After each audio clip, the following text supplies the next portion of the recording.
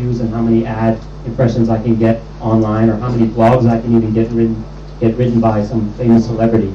It's having the contact to that celebrity is the thing that we have been able to leverage as our value. So for us, you could almost say it's an email list. So that could be used for booking artists. So like TVB needs a show where they need to book bands. That's where our database comes in.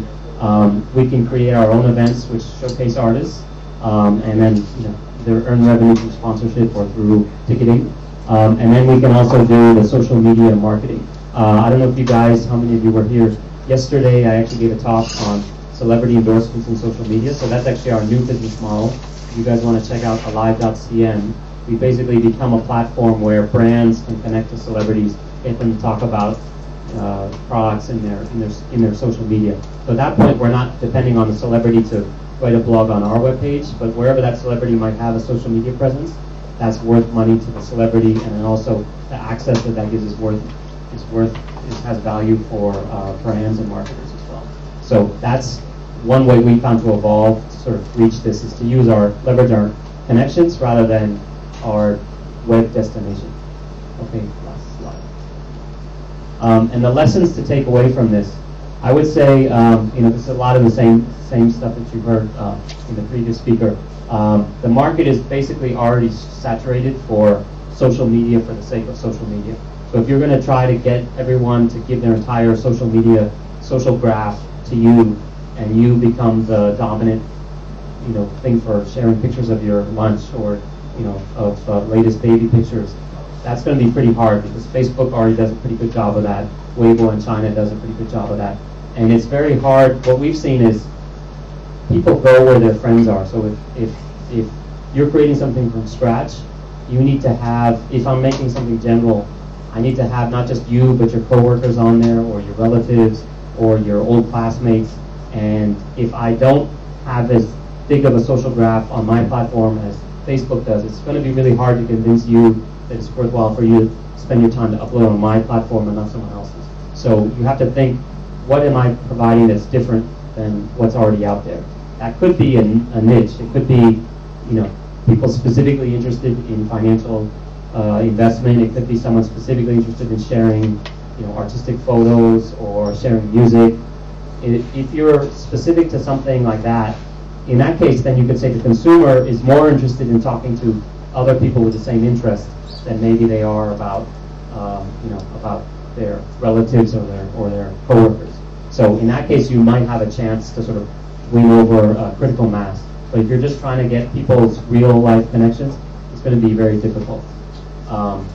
Also keep in mind that this is something that we saw as well. There's a certain number of hours in a day. Okay, and if you look at some statistics, like in the U.S., I think the amount of time the average person spends on, say, Facebook in a given day it's like 1 hour a day now, something like that, or some number around there on how many just minutes per day people are spending using Mark Zuckerberg's website. Right? So if I only have about 2 hours of sort of idle time in my day, and I'm spending 60 minutes on Facebook, that means I only have 60 minutes to spend on the entire rest of the internet, including your website, including whatever else people might be doing, Yahoo News or other headlines, things like that. So the fact that all of the time is being sucked up by these sort of dominant social networks means your piece of the pie is potentially smaller and smaller. So we've seen it from Alive Not Dead, where the average minutes per user sort of time was going down as Facebook's dominance sort of goes up. And that's across the board. All websites are sort of facing that.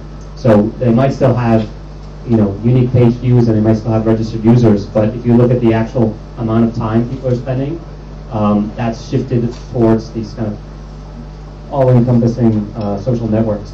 The other thing is that time is also shifting from sitting in front of the computer to maybe sitting in front of an iPad on a sofa, or reading from your iPhone while you're on the subway.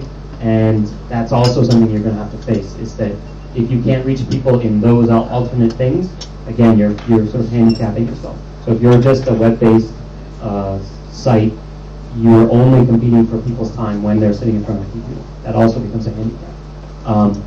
Lastly, technology moves fast. So, like I said, 2007 it was blogs. Now it's status updates on mobile.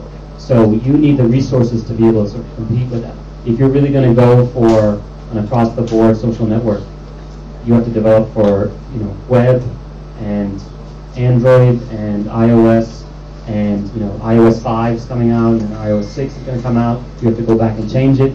From our point of view, we already had enough trouble because so many of our users were in China.